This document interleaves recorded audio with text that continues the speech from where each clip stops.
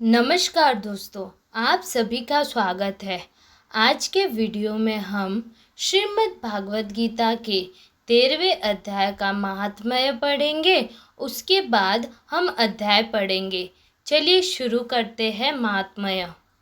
श्री महादेव जी कहते हैं, पार्वती, अब 13वें अध्याय की अगाध महिमा का वर्णन सुनो। उसको सुनने से तुम बहुत प्रसन्न होवोगी। दक्षिण दिशा में तुंगभद्रा नाम की एक बहुत बड़ी नदी है।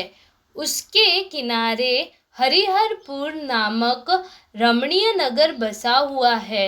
वहाँ हरिहर नाम से साक्षात भगवान शिव जी विराजमान है, जिनके दर्शन मात्र से परम कल्याण की प्राप्ति होती है। हरिहरपुर में हरि दीक्षित नामक एक क्षत्रिय ब्राह्मण रहते थे, जो तपस्या और स्व अध्याय में संलग्न तथा वेदों के पारंगामी विद्वान थे। उनके एक स्त्री थी, जिसे लोग दुराचारी कहकर पुकारते थे। इस नाम के अनुसार ही उसके कर्म भी थे। वह सदा पति को कुवाच्य कहती थी। उसने कभी भी उनके साथ शयन नहीं किया। पति से संबंध रखने वाले जितने लोग घर पर आते, उन सबको डांट बताती और स्वयं कामोन्नत होकर निरंतर व्यभिचारियों के साथ रमण किया करती थी। एक दिन नगर को इधर उधर आते जाते हुए पुरावासियों से भरा देख उसने निर्जन एवं दुर्गम वन में अपने लिए साकेत स्थान बना लिया। एक समय रात में किसी कामी को न पाकर वह घर के किवाड़ खोल नगर से बाहर साकेत स्थान पर चली गई। उस समय उसका चित्त काम से मोहित हो रहा था। वह एक एक कुंज में तथा प्रत्येक वृक्ष के नीचे जा जाकर किसी प्रियतम की खोज करने लगी, किंतु उन सभी स्थानों पर उसका परिश्रम व्यर्थ गया। उसे प्रियतम का दर्शन नहीं हुआ। तब वह उस वन में नाना प्रकार की बातें कहकर विलाप करने लगी। चारों दिशाओं में घूम घूम कर वियोग जनित विलाप करती हुई उस स्त्री की आवाज सुनकर कोई सोया हुआ बाघ जाग उठा और उछलकर उस स्थान पर पहुंचा जहां वह रो रही थी। उधर वह भी उसे आते देख किसी प्रेमी की आशंका से उसके सामने खड़ी होने के लिए ओट से बाहर निकल आई। उस समय व्याघ्र ने आकर उसे नख रूपी बाणों के प्रहार से पृथ्वी पर गिरा दिया। इस अवस्था में भी वह कठोर वाणी में चिल्लाती हुई पूछ बैठी, अरे बाघ, तू किस लिए मुझे मारने को यहाँ आया है? पहले इन सारी बातों को बता दे, फिर मुझे मारना। उसकी यह बात सुनकर प्रचंड पराक्रमी व्याघ्र क्षण भर के लिए उसे अपना ग्रास बनाने से रुक गया और हंसता हुआ सा बोला, दक्षिण देश में मलापहा नामक एक नदी है। उसके तट पर मुनिपर्णा नगरी बसी हुई है।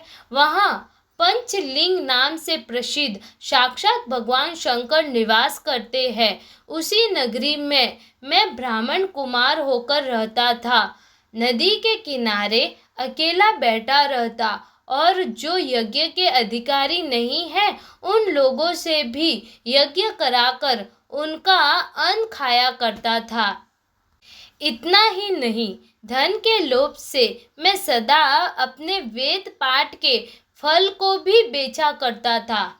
मेरा लोभ यहाँ तक बढ़ गया था कि अन्य भिक्षुओं को गालियाँ देकर हटा देता और स्वयं दूसरों को नहीं देने योग्य धन भी बिना दिए ही हमेशा ले लिया करता था। ऋण लेने के बहाने मैं सब लोगों को चला करता था। तदनंतर कुछ काल व्यतीत होने पर मैं बूढ़ा हुआ। मेरे बाल सफ़ेद हो गए, आँखों से सूझता न था और मुंह के सारे दांत गिर गए। इतने पर भी मेरी दान लेने की आदत नहीं छूटी। पर्व आने पर प्रतिग्रह के लोभ से मैं हाथ में कुशा लिए तीर्थ के समीप चला जाया करता था। तत्पश्चात जब मेरे सारे अंग शिथिल हो गए, तब एक बार मैं कुछ धूर्त ब्राह्मणों के घर पर मांगने खाने के लिए गया।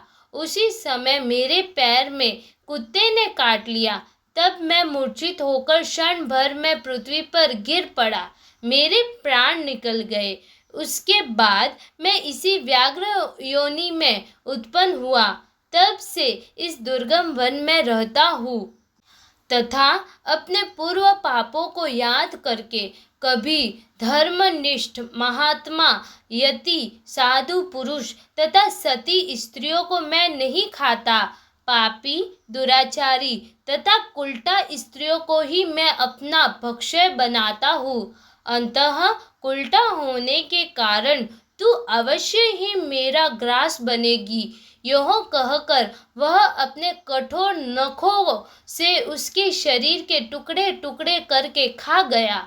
इसके बाद यमराज के दूत उस पापिनी को संयमनीपुरी में ले गए। वहां यमराज की आज्ञा से उन्होंने अनेकों बार उसे विष्ठा, मूत्र और रक्त से भरे हुए भयानक कुंडों में गिराया। करोड़ों कल्पों तक उसमें रखने के बाद उसे वहां से ले आकर 100 मनवंतरों तक रोवर नरक में रखा। फिर चारों ओर मुंह करके दीन भाव से रोती हुई उस पापिनी को वहां से खींचकर दहना नामक नरक में गिराया। उस समय उसके केश खुले हुए थे और शरीर भयानक दिखाई देता था। इस प्रकार घोर नरक यातना भोग चुकने पर वह महापापिनी इस लोक में आकर चंडाल योनि में उत्पन्न हुई। चंडाल के घर में भी प्रतिदिन बढ़ती हुई वह पूर्व जन्म के अभ्यास से पूर्वव्रत पापों में प्रवृत्त रही। फिर उसे कोढ़ और राज्य यक्षमा का रोग हो गया। नेत्रों में पीड़ा होने लगी। फिर कुछ काल के पश्चात वह पुनः अपने निवास स्थान हरिहरपुर को गई, जहाँ भगवान शिव के अंतःपुर की स्वामिनी जम्भका देवी विराजमान है। वहाँ उसने वासुदेव नामक एक पवित्र ब्राह्मण का दर्शन किया, जो निरंतर गीता के 13वें अध्याय का पाठ करता रहता था। उसके मुख से गीता का पाठ सुनते ही वह चंडाल शरीर से मुक्त हो गई और दिव्य देह धारण करके स्वर्ग लोक में चली गई। यहीं पर 13वें अध्याय का महात्म्य समाप्त होता है। अब हम शुरू करेंगे 13वां अध्याय। चलिए शुरू करते हैं।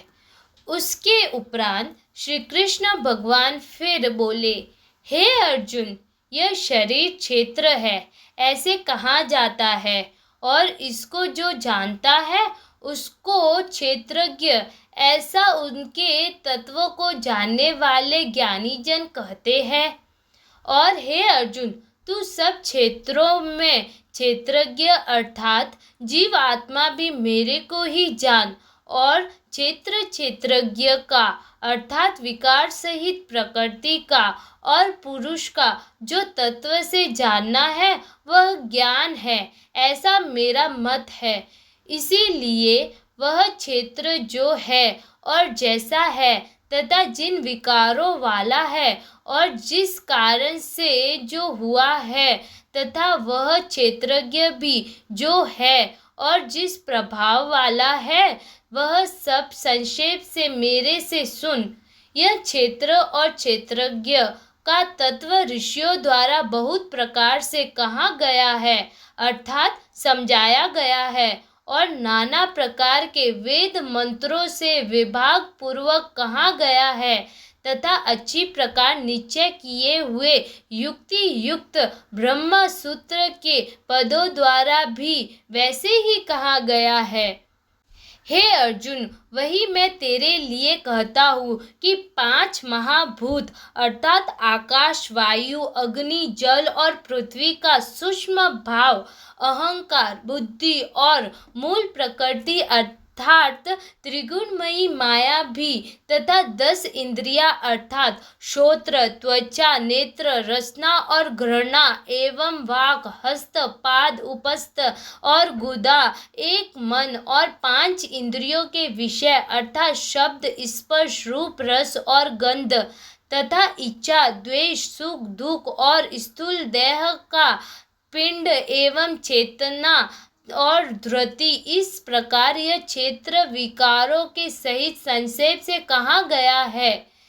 हे अर्जुन, श्रेष्ठता के अभिमान का अभाव, दंभाचरण का अभाव, प्राणी मात्र को किसी प्रकार भी न सताना और क्षमा भाव तथा मन वाणी की सरलता, श्रद्धा भक्ति सहित गुरु की सेवा, बाहर भीतर की शुद्धि, अंतःकरण की स्थिरता, मन और इंद्रियों सहित शरीर का निग्रह, इस लोक और परलोक के संपूर्ण भोगों में आसक्ति का अभाव और अहंकार का भी अभाव एवं जन्म, मृत्यु, जरा और रोग आदि में दुख दोषों का बारंबार विचार करना, पुत्र, स्त्री, घर और धन आदि में आसक्ति का अभाव और ममता का न होना तथा प्रिय अप्रिय की प्राप्ति में सदा ही चित्त का सम रहना अर्थात मन के अनुकूल तथा प्रतिकूल के प्राप्त होने पर हर्ष, शोक आदि विकारों का न होना, मुझ परमेश्वर में एक ही भाव से स्थिति रूप ध्यान योग के द्वारा अव्यभिचारिणी भक्ति तथा एकांत और शुद्ध देश में रहने का स्वभाव और विषयासक्त मनुष्यों के समुदाय में प्रेम का न होना तथा आध्यात्म ज्ञान में नित्य स्थिति और तत्व ज्ञान के अर्थ रूप परमात्मा को सर्वत्र देखना, यह सब तो ज्ञान है और जो इससे विपरीत है वह अज्ञान है, ऐसे कहा है।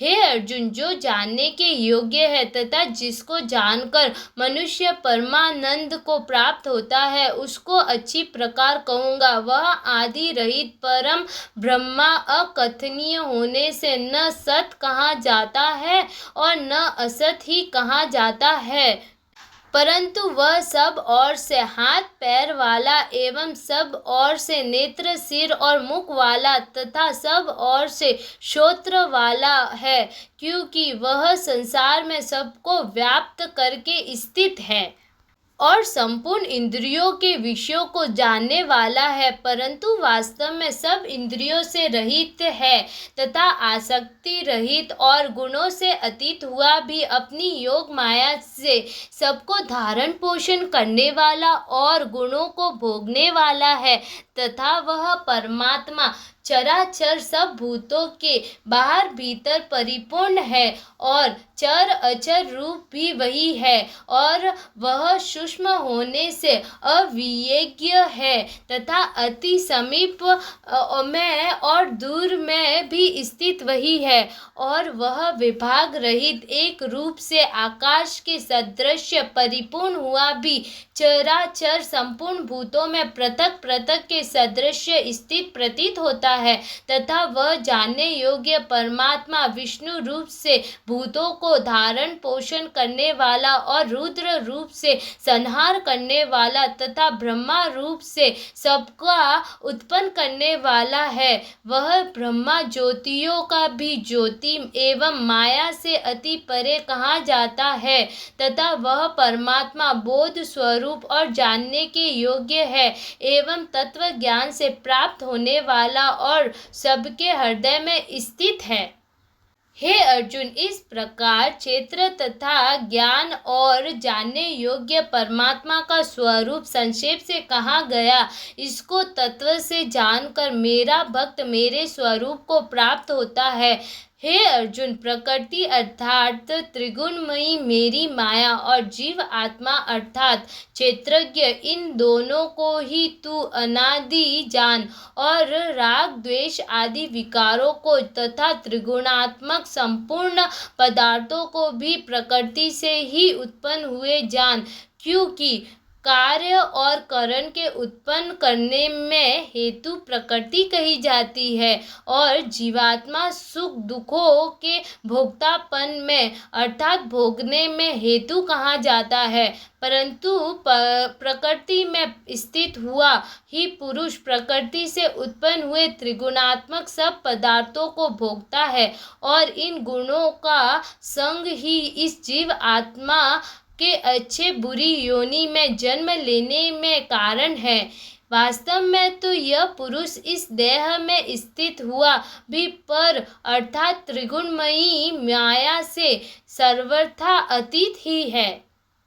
केवल साक्षी होने से उपद्रष्टा और यथार्थ सम्मति देने वाला होने से अनुमंता एवं सबको धारण करने वाला होने से भरता, जीव रूप से भोक्ता तथा ब्रह्मा आदिकों का भी स्वामी होने से महेश्वर और शुद्ध सच्चिदानंद घन होने से परमात्मा ऐसा कहा गया है। इस प्रकार पुरुष को और गुणों के सहित प्रकृति को जो मनुष्य तत्व से जानता है वह सब प्रकार से बरतता हुआ भी फिर नहीं जन्मता है अर्थात पुनर्जन्म को नहीं प्राप्त होता है। हे अर्जुन, उस परम पुरुष परमात्मा को कितने ही मनुष्य तो शुद्ध हुई सूक्ष्म बुद्धि से ध्यान के द्वारा हृदय में देखते हैं तथा अन्य कितने ही ज्ञान योग के द्वारा देखते हैं और अपर कितने ही निष्काम कर्म योग के द्वारा देखते हैं, परंतु इनसे दूसरे अर्थात जो मन बुद्धि वाले पुरुष हैं वे स्वयं इस प्रकार न जानते हुए दूसरों से अर्थात तत्व के जानने वाले पुरुषों से सुनकर ही उपासना करते हैं अर्थात उन पुरुषों के कहने के अनुसार ही श्रद्धा सहित तत्पर हुए साधन करते हैं और वे सुनने के परायण हुए पुरुष भी मृत्यु रूप संसार सागर को निसंदेह तर जाते हैं।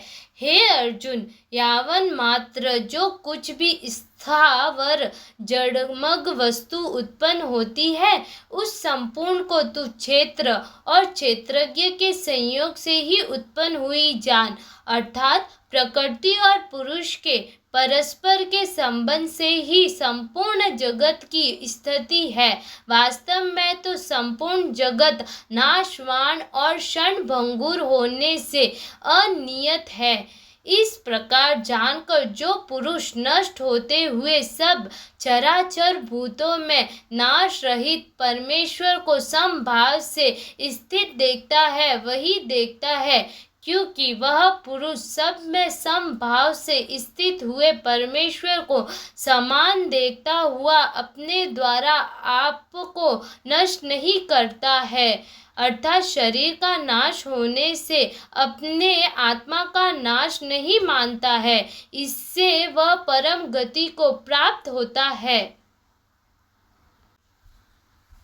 और जो पुरुष संपूर्ण कर्मों को सब प्रकार से प्रकृति से ही किए हुए देखता है अर्थात इस बात को तत्व से समझ लेता है कि प्रकृति से उत्पन्न हुए संपूर्ण गुण ही गुणों में बरतते हैं तथा आत्मा को अकर्ता देखता है वही देखता है।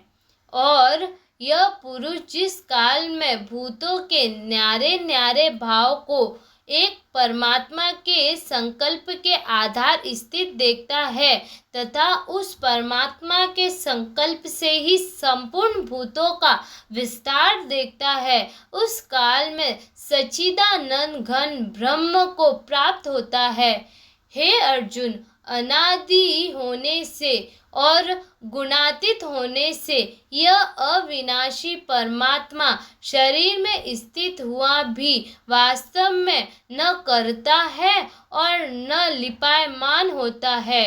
जिस प्रकार सर्वत्र व्याप्त हुआ भी आकाश सूक्ष्म होने के कारण लिपायमान नहीं होता है, वैसे ही सर्वत्र देह में स्थित हुआ भी आत्मा गुणातीत होने के कारण देह के गुणों से लिपायमान नहीं होता है।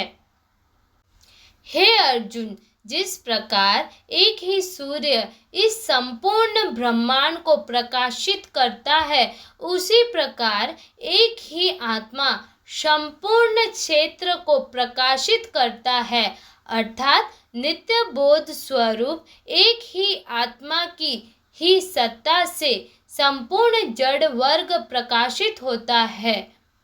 इस प्रकार क्षेत्र और क्षेत्रज्ञ के भेद को तथा विकार सहित प्रकृति से छूटने के उपाय को जो पुरुष ज्ञान नेत्रों द्वारा तत्व से जानते हैं, वे महात्मा जन पर ब्रह्मा परमात्मा को प्राप्त होते हैं।